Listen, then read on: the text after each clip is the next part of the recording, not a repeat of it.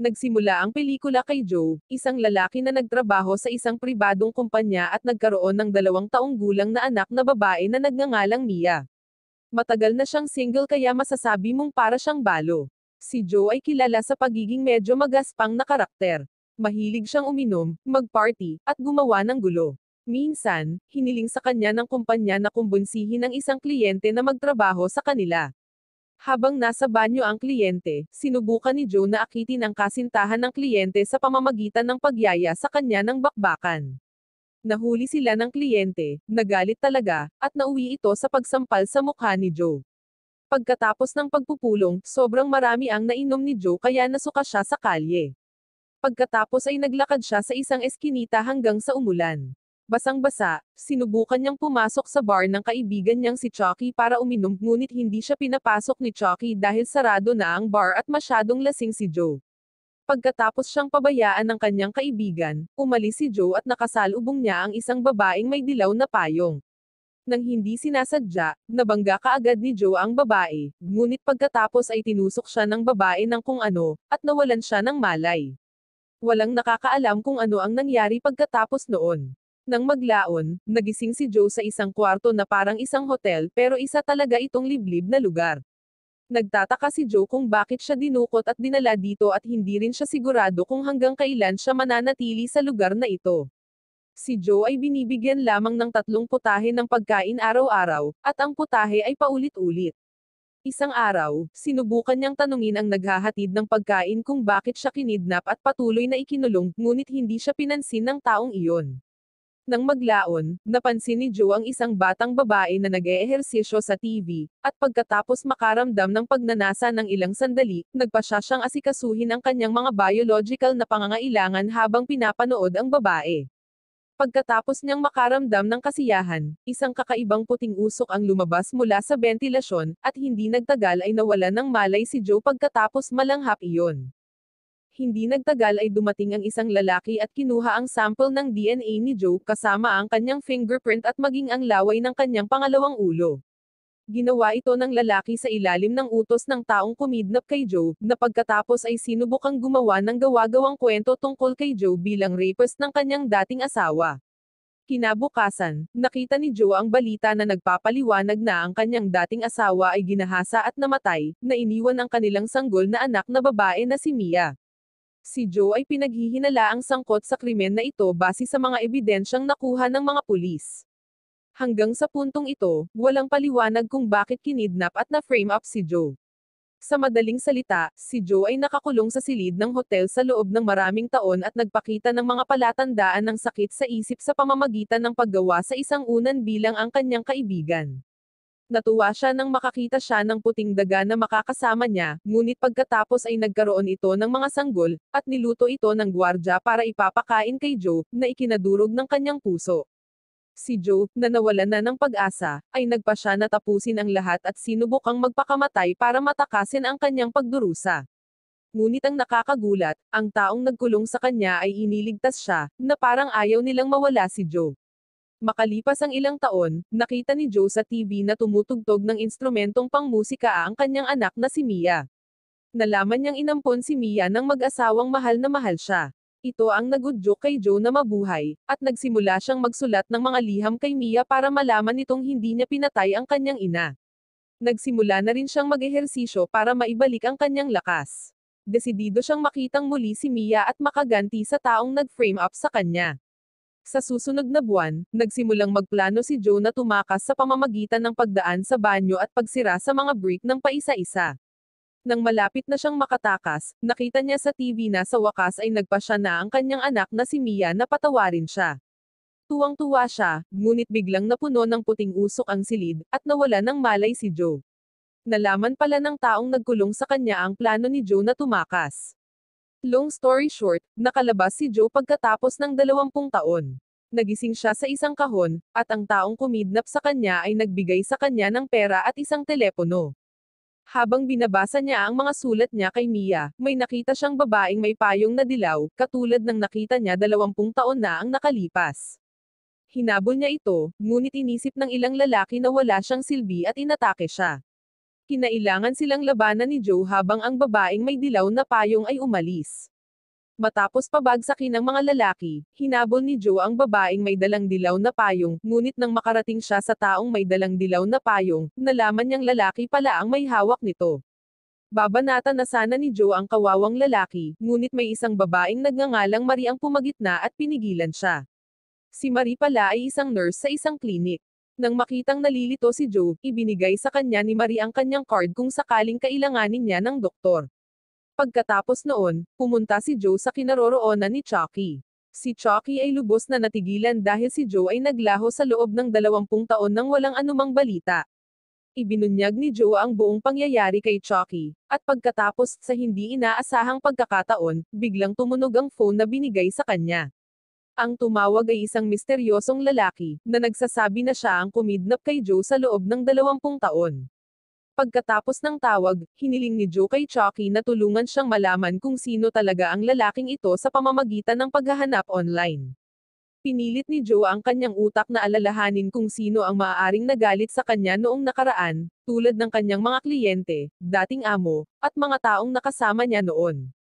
Ilang oras silang naghanap hanggang sa mapagod si Chucky at nagpas siyang umidlip habang patuloy na naghahanap si Joe. Kinabukasan, nalaman ni Chucky na nawalan ng malay si Joe dahil hindi na siya gumagalaw. Tinawagan niya ang nurse mula sa business card sa bulsa ni Joe, at agad namang dumating si Marie. Inalagaan niya si Joe at pagkatapos ay nakita niya ang ilang mga sulat na isinulat niya. Hinahanap pala ni Joe ang taong kumidnap sa kanya sa loob ng 2 dekada.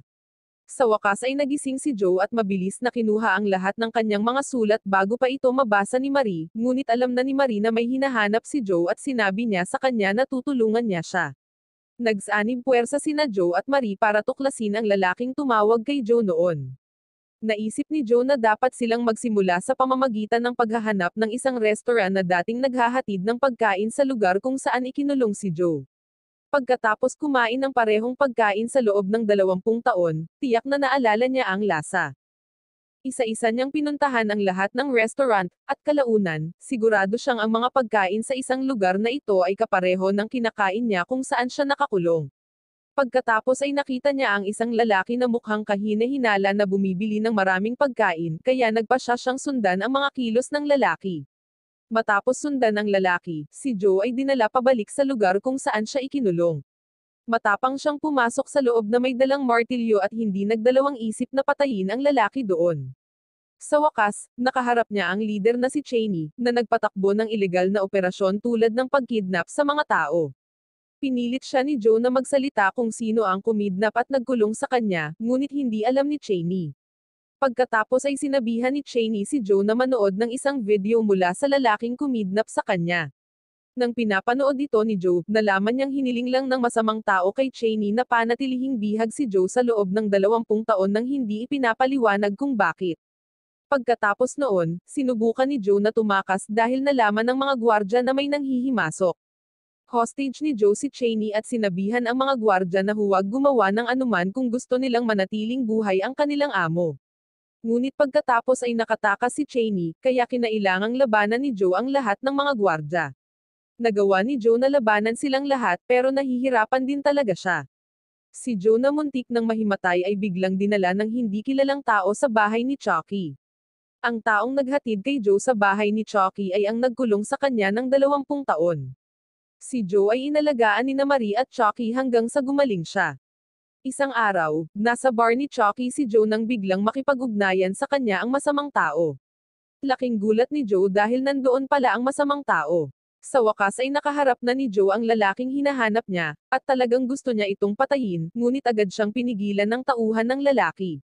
Sinabi ng masamang tao na siya ang kumidnap kay Joe sa loob ng 20 taon, at siya rin ang nang-abuso sa kanyang asawa hanggang sa mamatay ito at pinamukhang si Joe ang gumawa nito. Sinabi niya na may dahilan ang lahat ng ito at hiniling kay Joe na hulaan kung sino talaga siya at kung bakit niya ito ginawa. Binigyan niya si Joe ng 2 araw para sumagot, at kung masasagutan niya ito ng tama, nangako siyang papatayin ang sarili at bibigyan si Joe ng 20 milyong dolyar na diamante. Ngunit kung magkamali si Joe, papatayin niya kaagad si Joe at ang kanyang anak, si Mia. Pinuntahan ni Joe si Marie, at hiniling niya sa kanya na tulungan siyang malaman ang mga sagot sa 2 tanong ng masamang tao. Malinaw na nagiging malapit na sina Joe at Marie at nagsisimulang magkagusto sa isa't isa. Sina Joe at Marie ay nakakuha ng clue mula sa ringtone ng telepono ng masamang tao. Sa tuwing tatawagan ng masamang tao ang telepono ni Joe, palaging pareho ang ringtone. Naisip nila na ang ringtone ng musika ay konektado sa isang paaralan na tinatawag na Evergreen Academy, kung saan palaging pumupunta si Joe, kaya nagpasya silang tingnan ang mga archive ng paaralan. Ngunit nakakainis dahil matagal nang sarado ang paaralan, at higit pa rito, hindi sila pinapapasok ng gwardya. Kaya't nagpasya silang pumasok sa gabi. Habang naghihintay ng gabi, tumuloy sina Joe at Marie sa isang motel na hindi kalayuan doon. Nang matapos si Marie sa kanyang pagligo, tumayo ang pangalawang ulo ni Joe, at nagkaroon ng kasaysayan.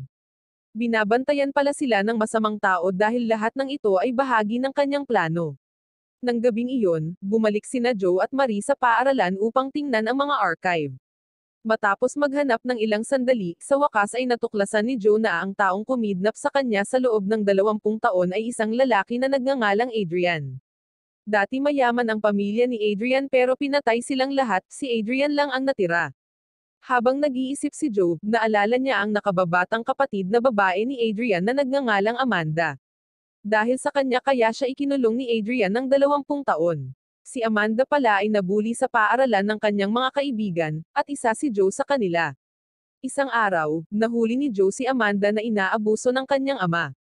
Matapos ang insidente, nagpakalat ng paninira si Joe na si Amanda ang nagyaya sa kanyang ama na magbakbakan. Dahil dito, lalo siyang binubuli ng lahat ng estudyante sa paaralan at itinuring siyang masamang babae. Sa wakas ay napagtanto ni Joe na si Adrian, ang salarin na kumidnap sa kanya, ay gustong maghihiganti para sa kanyang kapatid na babae, na binubuli niya noon. Matapos malaman ang lahat ng mga katotohanang iyon, nagpasya si Joe na makipagkita kay Adrian para ibigay ang mga sagot sa kanyang mga tanong.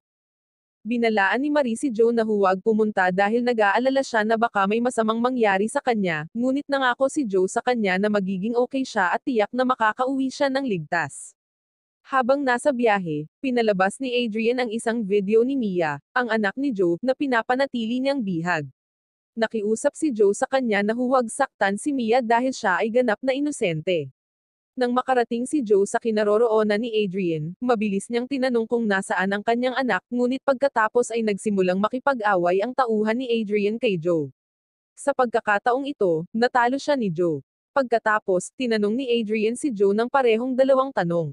Sinabi ni Joe na nalaman niya na siya si Adrian at ikinulong niya siya dahil galit siya sa pagpapakalat niya ng mga kasinungalingan tungkol sa kanyang kapatid na si Amanda.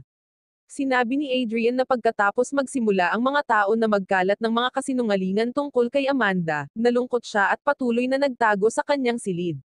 Nahihiya ang ama nila kaya nakagawa siya ng isang bagay na talagang kakilakilabot. Pinatay niya ang lahat sa pamilya, maging si Amanda, ngunit sinabi niya kay Adrian na bubuhayin niya siya kung mangako siya na maghihiganti kay Joe. Sa huli, pinatay niya ang kanyang sarili sa harap ni Adrian.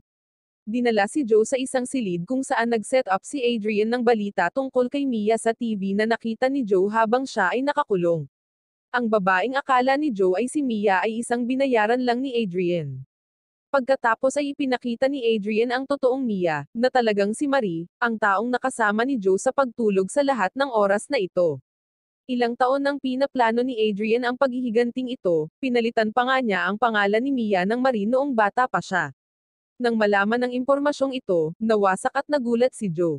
Nakaramdam siya ng hiya at konsensya sa ginawa niya sa sarili niyang anak. Nakiusap si Joe kay Adrian na huwag ipaalam ito kay Marie, na siya ang kanyang tunay na ama. Pakiramdam na parang nakaganti na siya, nagpasya si Adrian na kitilin ang sarili niyang buhay, na iniwan si Joe na walang magawa. Kinabukasan, pinuntahan ni Joe si Cheney na may dalang bag ng mga diamante na kinuha niya kay Adrian. Sa isang nakakagulat na hakbang, hiniling ni Joe kay Cheney na ibalik siya sa silid kung saan siya ikinulong ni Adrian. Wow naman! Doon nagtatapos ang pelikula mga idolo, salamat sa inyong panonood.